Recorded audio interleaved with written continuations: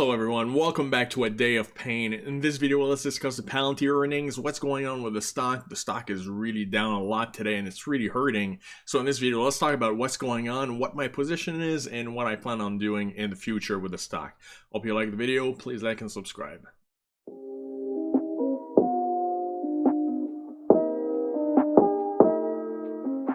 Alright guys, let's look at the earnings first. After that, I'm going to give you my impressions on the stock itself and then where it's going and what my position is and will be in the future. In my opinion, the earnings were not that bad at all. So it's very, very surprising the stock is down that much. Overall, like my general impressions on the company, which I've been following for several months now, is that the stock is very expensive. Everyone knows that the company has pretty nice growth, has a nice moat and everything. So there's a lot of growth front loaded into the share price. So that's why it's been kind of stuck in that range between 20 and 28 bucks for the past several months. But still, when you look at the earnings, it kind of confirms that the company is doing what it needs to be doing. All right, so in this quarter, right, the total revenue grew 36% to 392 million. And then remember, I like to look at quarter over quarter, not year over year. So that gives me a lot of insight into if the company is growing every quarter or not. So if we go back to the previous quarter, that generated 376 million in revenues.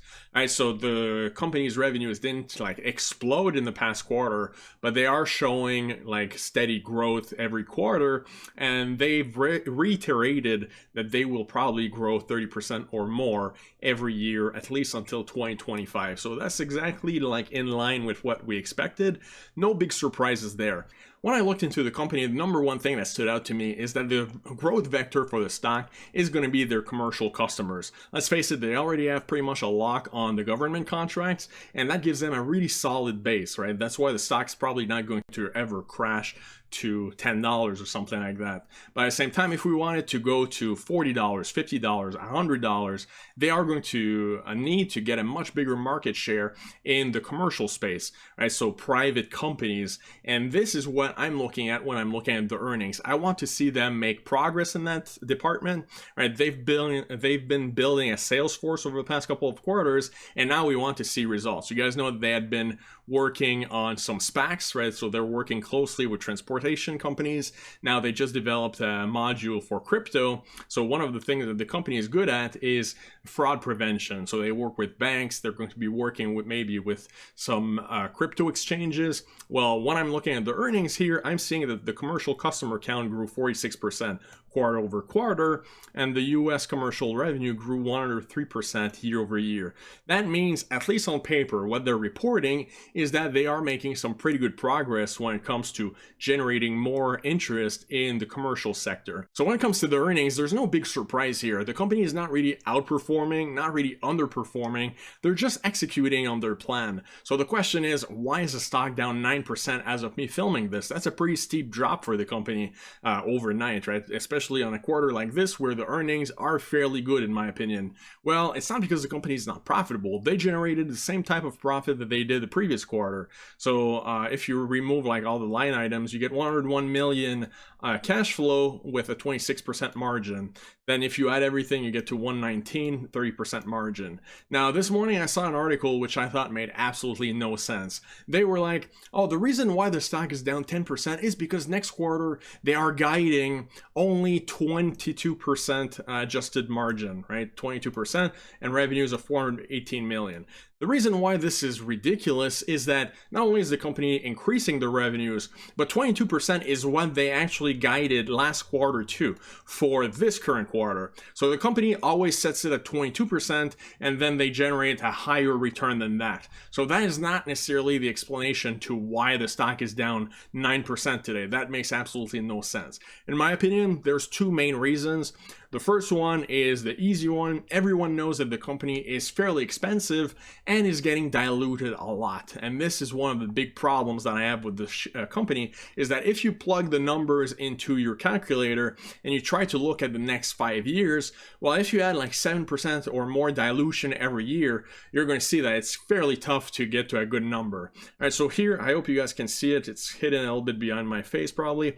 But last year when they came out, they had 1.58 1.8 billion shares, and now 1 year later they are at 1.95 billion shares. So that dilution makes it so the company needs to grow even faster than the dilution, and it lowers the growth rate basically, right? So it makes it more and more difficult for the share price to actually go up as there are more shares, and the EPS gets worse and worse. If you look at the actual not this, if you look at the statistics and you look at the forward PE, 126, right? So even though the company is profitable now, I mean, that is very, very high number, right? You have to like really bring it down to 2025, 2026 before you see a PE ratio that actually like is in line with the rest of the other growth stocks. Number two reason is also very simple. This is a very, very expensive stock. $47 billion valuation for the company is very high when you add to that the dilution that you can see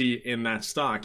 So that's going to be putting a lot of selling pressure. Anytime the stock goes up, there's going to be people taking profits, and whenever the stock goes down, you're going to see people actually buying it because they have a pretty good solid base. So that is one of the big problems. There are going to be people that are going to be shorting this stock. Now, personally, that doesn't really bother me at this point.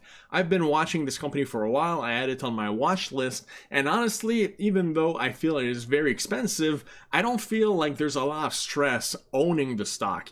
The reason for that is that the company has such a strong moat, and the business model is very, very powerful. Think about it. It is software as a service. So anytime a company implements Palantir, it becomes part of the business processes for that company. It's very, very difficult to actually roll back and actually change providers or remove it entirely, right? The company is going to have to restructure itself entirely. So those contracts are very, very sticky, and those recurring revenues make it so the company can keep growing every year, right? Every quarter by adding new customers. Those customers are mostly going to be staying with the stock. That's why software as a service stocks are always doing really well, right? Most of them are considered growth stocks. Well, it's because the revenues just keep growing quarter after quarter, as it's fairly easy to have customer retention. Let's take a quick look at my positions and then the chart. So if you guys notice something very interesting here, Palantir Technologies is sinking like a stone today as its rich valuation weighs on the stock. So that makes a lot more sense. This is pretty much what I was talking about. Everyone knows that the company is very expensive, so it's fairly hard for the stock price to go back to 30, 35 for now, as long as while the company is ramping up the revenues and profits. And if they could stop the dilution or at least slow it down, it would really, really help us as shareholders. But right now, I'm not a shareholder. So just for those of you that are interested, here are my two positions. I might become a shareholder very soon, as you'll see. So these are two positions. The first one right here, it's not really easy to understand in E-Trade, but this is actually a put spread, meaning I sold the 24.50 and I bought the 23. I opened this a couple weeks ago, maybe like 2 weeks ago, and it was really doing well as the stock price kept going up over the past week. But now today, with the stock price collapsing down to 24.14 after hours, this position is, I wouldn't say in trouble, but it's not profitable anymore. So what you want to do is 24.50, that's the one I sold, minus the current price of 24.15.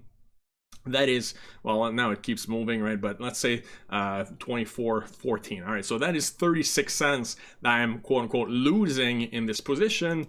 But if you notice, I actually sold at 67 and bought 28. So I actually collected 39 cents on a $1.50 spread. So currently, if the week was over, I would be about break even on this position. So it all depends on like what happens tomorrow and the next day. If the stock price keeps dropping, then I'm going to be in trouble. If the stock price stays flat or actually goes back up, then I'm going to be fine, right? I won't really have lost any money.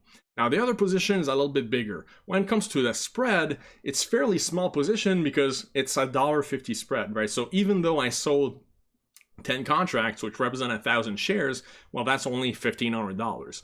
But when it comes to a naked like put like this, when I'm selling 10 contracts at $26, that means that I'm quote unquote risking $26,000.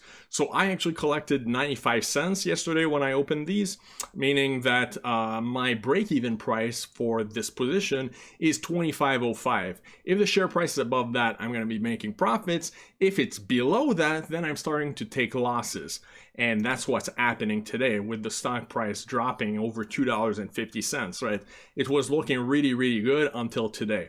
Now, what happens with this is that I'm not really worried about it, and that's the beauty of it. This is one thing that really changed over the past couple of months, is that, you know, since the market really rebounded, I did a lot of buying earlier this year, but when the stock market was down, but now that the stock market is up, right, and a lot of stocks have rebounded a lot, well, I don't really feel comfortable buying at the top, hoping that it goes even higher.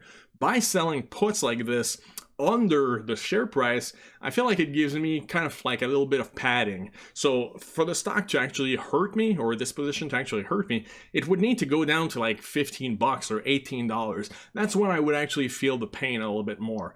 But if the stock price goes to $22 and my cost basis is $25.05, you know, it's a couple $1,000s, but it's not like crippling my portfolio or anything. I hope that makes sense.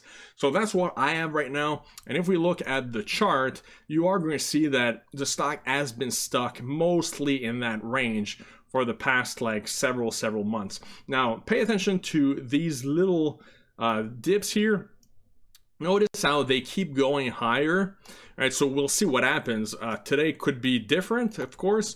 How do I move this? I don't know. But anyway, so I don't know how low it's going to get, but if you notice, the stock has a tendency to like go as a roller coaster. Like, is that more like stair steps? I don't know exactly how you call it, but to me, that's not a big deal. What I expect to happen is that the stock is going to go down a couple of days, and then if it goes down to like 22, 23, people are going to be buying it again because everyone likes the stock, especially Kathy Woods, right? So that's what I kind of expect is going to happen. We might see a couple more days of the stock going down, but it actually will probably rebound because it's a fairly solid company with a good business model. So with these shares, you know, I could be assigned 1,000 shares and then have $25,000 worth of this company. I wouldn't be against it. The reason why is that selling calls on this position is going to be very, very good cash flow, especially while the stock is artificially held down. All right, so that is kind of like my expectations for this one. I could actually roll my position into the future, but I might actually just get the shares. I actually like the stock. Right, I would have preferred buying it much cheaper than that. And I remember for a long time it was under $20, but I didn't really know the stock at the time. I hadn't really looked into it yet, but I wanted to pay $20, $21 for the stock. I didn't really get it. Now I might actually get them at 25, but if I can actually generate some cash flow through covered calls, I can lower my cost basis back down to $20. So I hope you guys enjoyed the video. I hope this was helpful for you understanding what the earnings are about. Like and subscribe, and if you like the Discord and Patreon, like the link below. I'll see you guys in the next video.